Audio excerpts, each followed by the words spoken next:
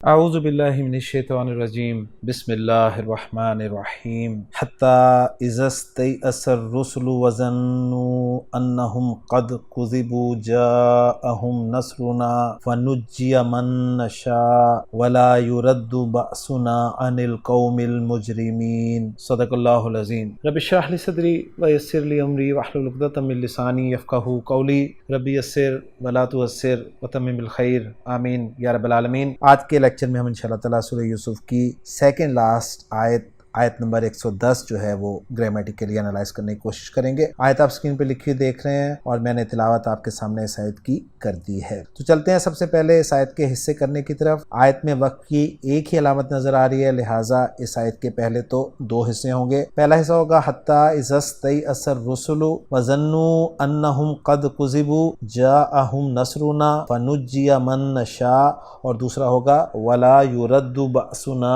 عن القوم المجرمین۔ اب جو پہلا حصہ ہے اس میں ہمیں کافی سارے حروف عاطفہ نظر آ رہے ہیں، تو پہلے حصے کے ہم 3 حصے کر لیں گے کیونکہ ہمیں 2 حروف عاطفہ نظر آ رہے ہیں۔ پہلا حصہ ہوگا حتی اذا استیأس الرسل، دوسرا ہوگا وظنوا انہم قد کذبوا جاءہم نصرنا، اور تیسرا ہوگا فنجی من نشاء۔ اور جو دوسرا حصہ ہے اس کا ایک ہی حصہ ہوگا ولا يرد بأسنا عن القوم المجرمین۔ تو اب جو پہلے حصے کا پہلا حصہ ہے حتی اذا استیأس الرسل، اس کے الفاظ میں بات کریں گے۔ یہاں پر حتی حرف ہے اور یہاں پر حتی جو ہے یہ ابتدائیہ استعمال ہوا ہے، یعنی یہ حتی جارہ نہیں ہے، ذہن میں رکھیے گا، یہ حتی ابتدائیہ ہے۔ اس کے بعد اذا اسم ہے اور اچھی طرح ہم جانتے ہیں کہ یہ ظرف ہوتا ہے بیسیکلی تو، لیکن کبھی یہ شرط کے معنی کا متضمن ہوتا ہے جب اس کے بعد 2 جملے ہوتے ہیں، اس وقت اسے اذا ظرفیہ شرطیہ کہا جاتا ہے۔ تو ہمیں 2 جملے نظر آ رہے ہیں، لہٰذا ترکیب میں ہم تفصیل سے اس کے بارے میں دیکھ لیں گے انشاءاللہ تعالی۔ استیأسا،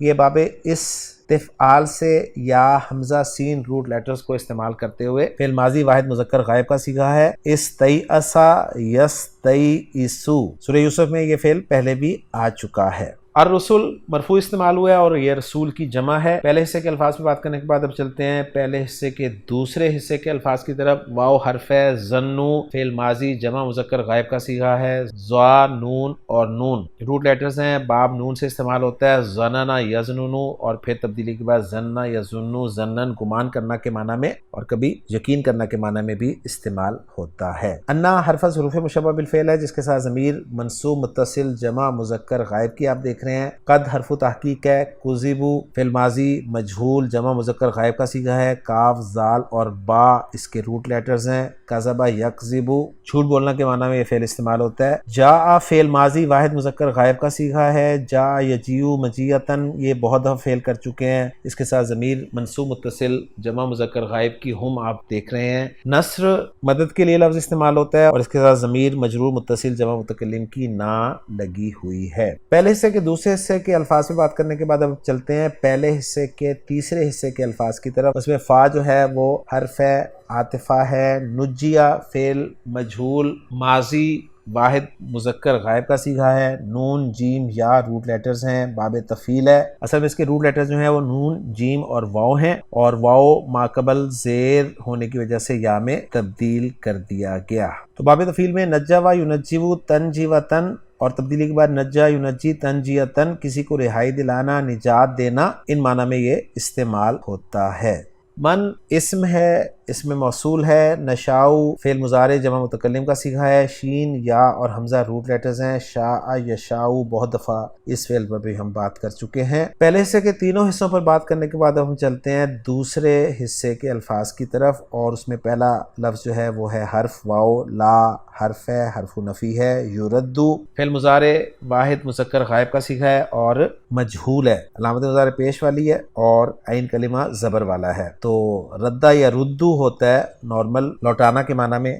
باس اسم ہے، تنگی تکلیف عذاب کے لیے لفظ استعمال ہوتا ہے، نا ضمیر مجرور متصل جمع متکلم کی ساتھ لگی ہوئی ہے، ان حرف جر ہے جس کے بعد القوم کا لفظ مجرور ہے، اور القوم کے بعد المجرمینہ یہ بھی مجرور ہے جو کہ المجرمونہ کی فارم ہے، اور المجرمونہ المجرم کی جمع ہے، اور المجرم اجرم یجرم باب فعال سے جیم را میم روٹ لیٹرز کو استعمال کرتے ہوئے سیغہ اسم الفاعل ہے۔ تو الحمدللہ جی آیت نمبر 110 کے الفاظ پہ بات کرنے کے بعد اب ہم دیکھتے ہیں ڈاکٹر عبدالرحیم صاحب کی ورکنگ کو مفتی سعید صاحب کی زبانی۔ اعوذ باللہ من الشیطان الرجیم بسم اللہ الرحمن الرحیم حتی اذا استیأس الرسل وظنوا انہم قد کذبوا جاءہم نصرنا فنجی من نشاء ولا يرد بأسنا عن القوم المجرمین صدق اللہ العظیم۔ سورہ یوسف آیت نمبر 110۔ آیت گرامی سے متعلق شرح المفردات۔ آیت کے کلمہ ظنو کے ضمن میں عبارت ہے الظن خلاف الیقین۔ مصنف نے کلمہ الظن کا معنی بیان کرتے ہوئے اختصار سے کام لیا ہے، جبکہ قرآن حکیم میں یہ کلمہ کم از کم 60 مقامات پر اپنے مختلف صیغوں اور مشتقات کے ساتھ استعمال ہوا ہے، اور قرآن حکیم میں یہ کم از کم 6 مختلف معانی میں استعمال ہوا ہے۔ نمبر 1، کہیں کلمہ الظن یقین کے معنی میں استعمال ہوا ہے، جیسے سورۃ الحاقہ کی آیت نمبر 20 میں ہے انی ظننت انی ملاق حسابیہ، کہ میرا یہ یقین ہے کہ میں اپنے حساب کا سامنا کرنے والا ہوں۔ کہیں یہ الشک کے معنی میں استعمال ہوا ہے، جیسے سورۃ البقرہ کی آیت نمبر 78 میں ہے وَمِنْهُمْ أُمِّيُّونَ لَا يَعْلَمُونَ الْكِتَابَ إِلَّا أَمَانِيَّ وَإِنْهُمْ إِلَّا يَظُنُّونَ، کہ ان میں سے کچھ ایسے ان پڑھ لوگ ہیں کہ جو کتاب تو جانتے نہیں مگر چند آرزوئیں پکا رکھی ہیں اور محض شک سے کام لیتے ہیں۔ کہیں یہ التہمت کے معنی میں استعمال ہوا ہے،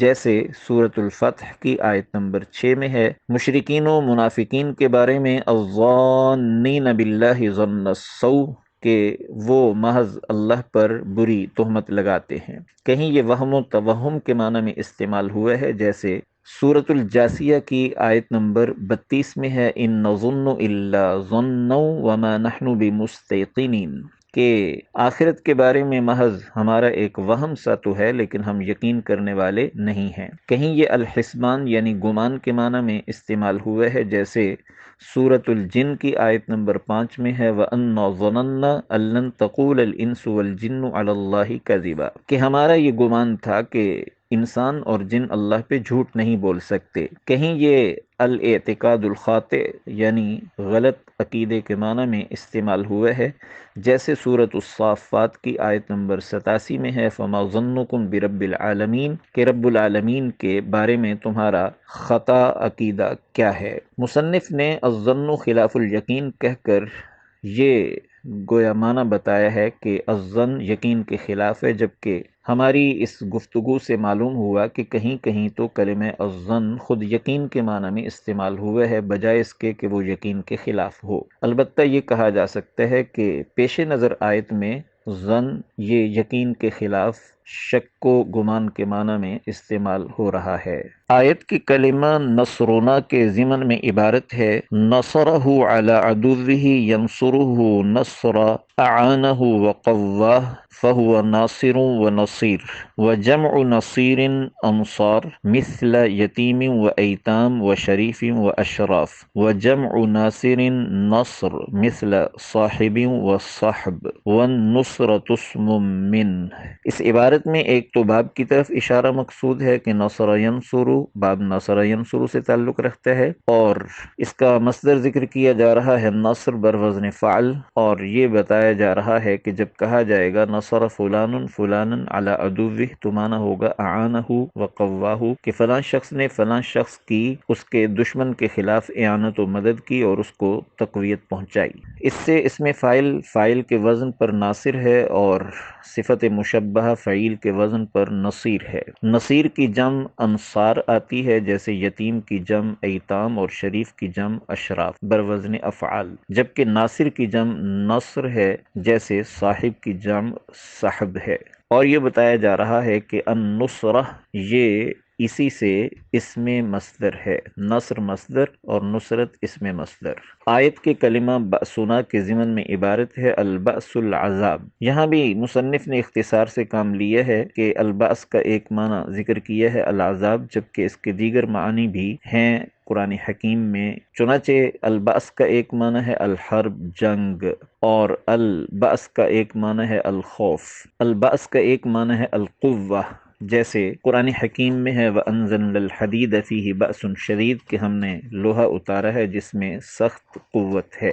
اور اس کا ایک معنی حرج بھی عام عربی میں مستعمل ہے، جیسے کہا جاتا ہے لا بس بمعنی نو پرابلم۔ تو مصنف نے وہ معنی بیان کیا ہے جو پیش نظر آیت میں مراد ہے، البأس کا معنی العذاب، اور آیت کے جملہ ولا یرد بأسنا عن القوم المجرمین کا معنی بنے گا کہ ہمارا عذاب مجرم لوگوں سے ٹلے گا نہیں۔ آیت کے کلمہ المجرمین کے ضمن میں عبارت ہے الجرم الذنب والجریمۃ مثلہ تقول منہ جرم یجرم واجرم واجترم۔ کلمہ الجرم کا معنی بیان کرتے ہوئے کہا جا رہا ہے الذنب گناہ یا غلطی، اور جریمہ بھی اسی طرح ہے، یعنی جرم ہی کے یا گناہ کے معنی میں ہے۔ باقی اس سے تین گویا ابواب استعمال ہوتے ہیں، مجرد میں جرم یجرم یعنی باب ضرب یضرب، اور مزید فی میں باب افعال اجرم یجرم اجراما، اور باب افتعال اجترم یجترم اجتراما۔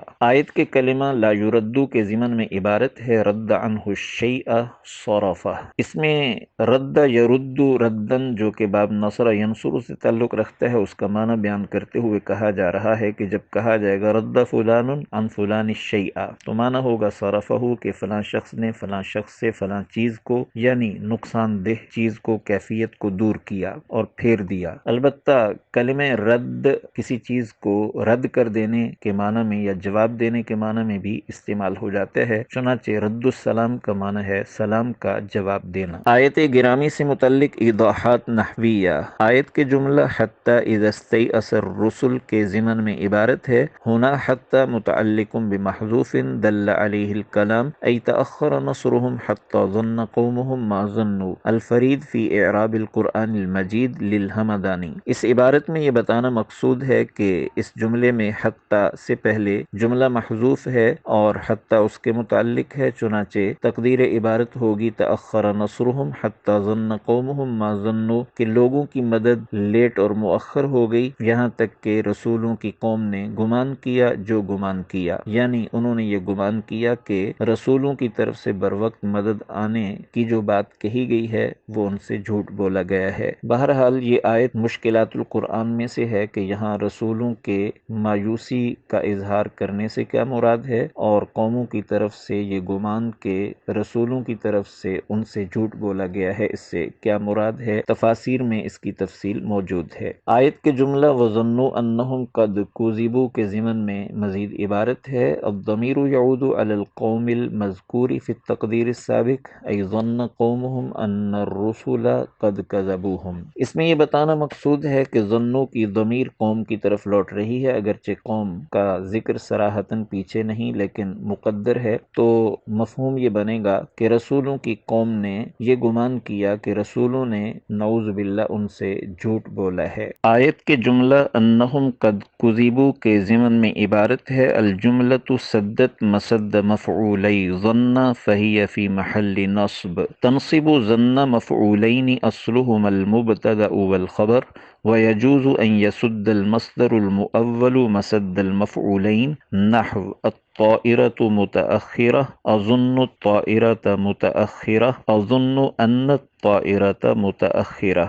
اس عبارت میں یہ بتانا مقصود ہے کہ ظنوا انہم قد کذبوا میں انہم قد کذبوا انا مصدریہ کی وجہ سے جملہ مصدر کی تعویل میں ہے، اور یہ مصدر مؤول یہاں ظنہ کے دو مفعولوں کے قائم مقام ہو کر محل نصب میں ہے۔ تفصیل اس کی یہ ہے کہ ظنہ ایسے دو مفعولوں کو لیا کرتا ہے جو دراصل مبتدا اور خبر ہوتے ہیں، اور ظنہ ان کی مبتدا و خبر والی یا جملہ اسمیہ والی حیثیت کو ختم کر کے اپنے دو مفعول بنا کر ان کو نصب دیا کرتا ہے۔ البتہ کہیں جملہ مصدر کی تعویل میں ہو کر بطور مصدر مؤول ظنہ کے بعد آ رہا ہو تو وہ مصدر مؤول ظنہ کے دو مفعولوں کے سد مسد یا قائم مقام ہو سکتا ہے۔ سد کا بنیادی معنی ہے کسی جگہ اور خلا کو پر کرنا، اور مسد اسی سے اس میں ظرف ہے یعنی پر کرنے کی جگہ جہاں ضرورت ہے۔ تو سد مسد کا معنی بنے گا کہ جہاں کسی خلا کو پر کرنے کی ضرورت ہے اس خلا کو پر کرنا، چنانچہ یہی مفہوم یہاں بنتا ہے کہ جہاں کسی فعل کو دو مفعولوں کی ضرورت ہے اور وہ پورے نہیں ہو رہے، تو یہاں گویا اس جگہ کو، خلا کو پر کرنے کی ضرورت ہے، تو وہ مصدر مؤول کے ذریعے جگہ پر کی جا رہی ہے۔ اسی کو ہم دوسرے الفاظ میں یوں تعبیر کر لیتے ہیں کہ گویا مفعول ثانی یا مفعولین کے قائم مقام کسی چیز کو رکھ دینا۔ اس کو مثال سے سمجھایا جا رہا ہے کہ ایک مبتدا و خبر پر مشتمل جملہ اسمیہ ہے الطائرۃ متأخرہ، کہ جہاز لیٹ ہے۔ اس کو ظن کے دو مفعولوں کے طور پہ استعمال کرتے ہوئے ہم کہیں گے اظن الطائرۃ متأخرہ،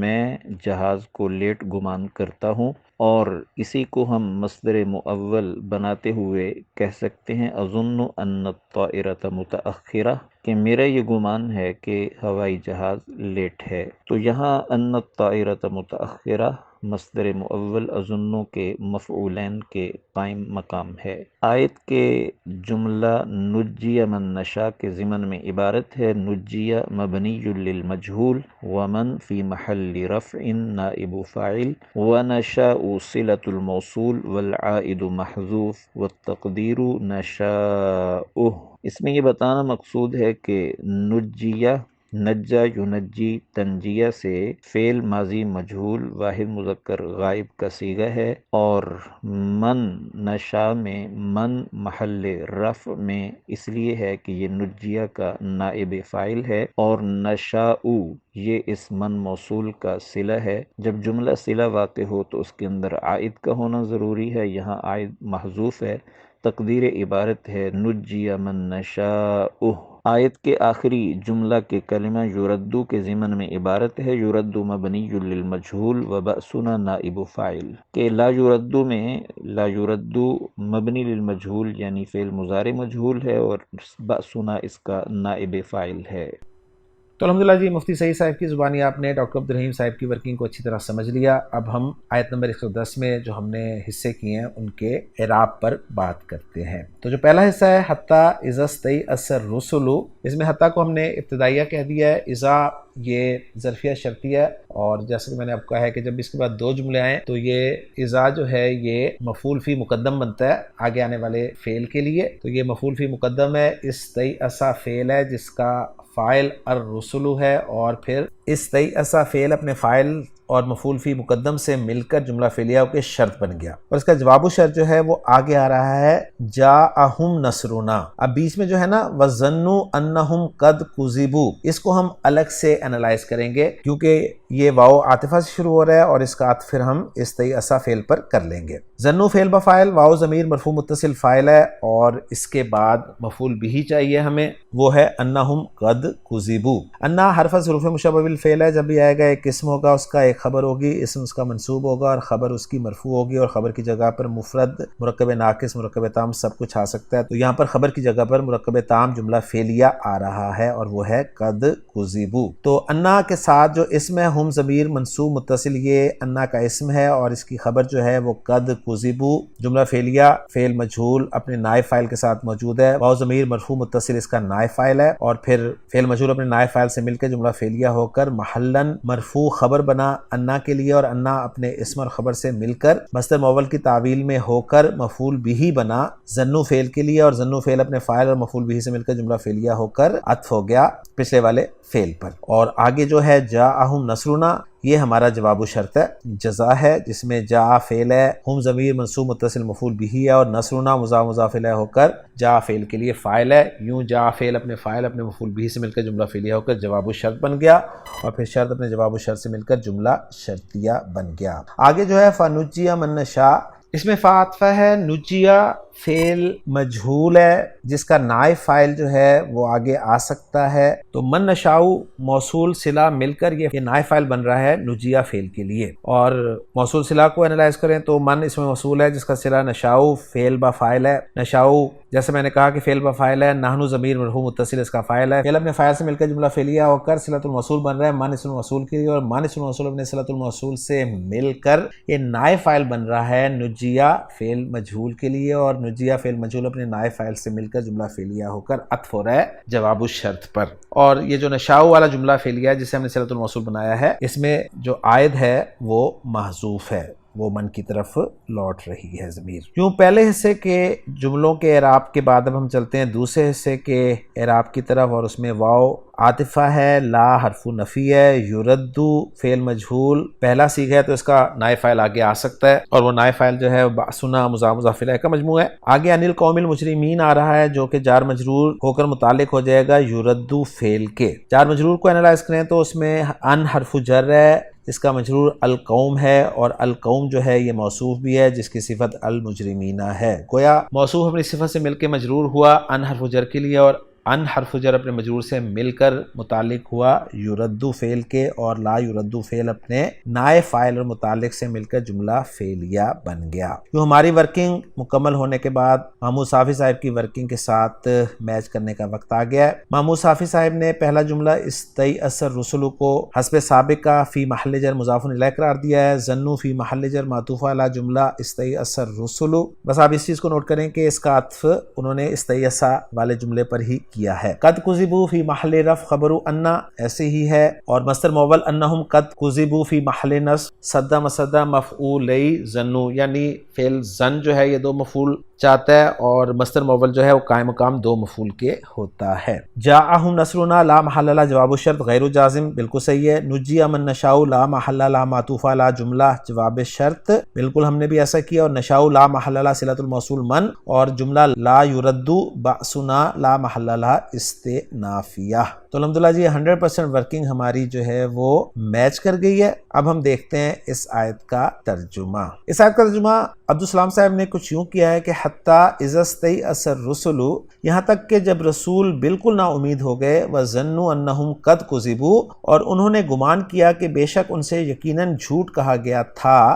یہ لفظی ترجمہ کر رہا ہوں، ذہن میں رکھیے گا۔ جاءہم نصرنا، تو ان کے پاس ہماری مدد آ گئی، فنجی من نشاء، پھر جسے ہم چاہتے تھے وہ بچا لیا گیا، ولا یرد بأسنا عن القوم المجرمین، اور ہمارا عذاب مجرم لوگوں سے ہٹایا نہیں جاتا۔ تو میں نے لفظی ترجمہ جو ہے آپ کے سامنے رکھ دیا، باقی کی ڈیٹیل جو ہے وہ آپ کے سامنے ڈاکٹر عبدالرحیم صاحب کی ورکنگ میں مفتی سعید صاحب نے آپ کے ساتھ شیئر کر دی ہے۔ تو الحمدللہ جی آج کے لیکچر میں ہماری سورہ یوسف کی سیکنڈ لاسٹ آیت نمبر 110 گرامیٹیکلی انالائز ہو گئی ہے۔ انشاءاللہ تعالی اگلے لیکچر میں سورہ یوسف کی آخری آیت کے ساتھ آپ سے ملاقات ہوگی۔ سبحانک اللہم و بحمدک، اشہد ان لا الہ الا انت، استغفرک و اتوب الیک۔